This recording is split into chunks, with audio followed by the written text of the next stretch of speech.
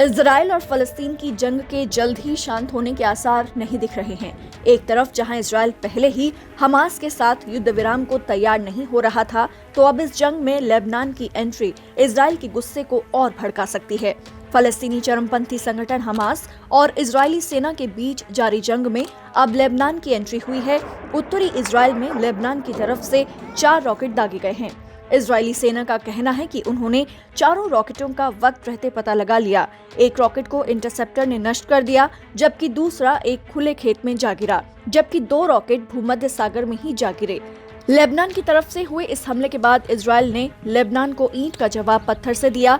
इस हमले के बाद इजराइल ने लेबनान में जबरदस्त बमबारी की। लेबनान के सुरक्षा अधिकारियों ने बताया कि ये पहली बार नहीं है जब लेबनान की ओर से इजराइल पर रॉकेट दागे गए हों।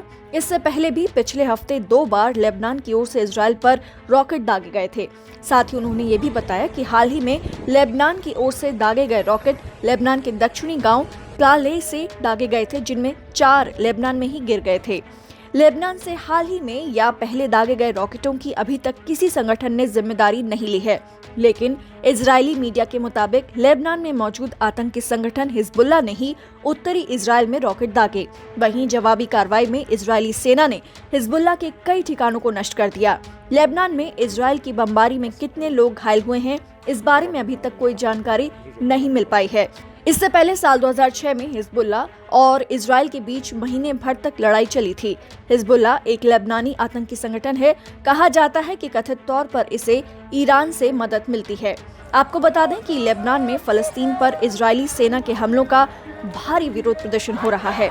लेबनान में इजराइल के खिलाफ हो रहे विरोध प्रदर्शनों में कुछ लोग हिजबुल्लाह का पीला झंडा लहराते भी नजर आए थे। इजराइल के लिए इस बीच लेबनान और गाजा पट्टी 2 तरफ से मोर्चा खुल गया है। इजराइल ऐसे में और आक्रामक हो सकता है।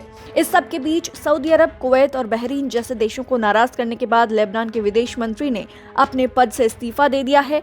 विदेश मंत्री शर्बिल वेहबी ने अरब देशों पर आतंकी संगठन इस्लामिक स्टेट के उभार में मदद करने का आरोप लगाया था, जिसके बाद विवाद खड़ा हो गया था। लेबनान के राष्ट्रपति के आधिकारिक ट्विटर हैंडल से इस बात की पुष्टि हुई थी कि विदेश मंत्री ने अपना इस्तीफा राष्ट्रपति को सौंप दिया था। इससे पहले लेबनान के राष्ट्रपति मिशेल आउन ने विदेश मंत्री वेहबे के बयान से दूरी बना ली थी। उन्होंने मंगलवार को कहा था कि लेबनान खाड़ी देशों, खासकर सऊदी अरब के साथ अच्छे संबंध बनाए रखना चाहता है। राष्ट्रपति कार्यालय की तरफ से जारी बयान में कहा गया था कि राष्ट्रपति का मानना है कि विदेश मंत्री की टिप्पणी उनकी व्यक्तिगत राय है।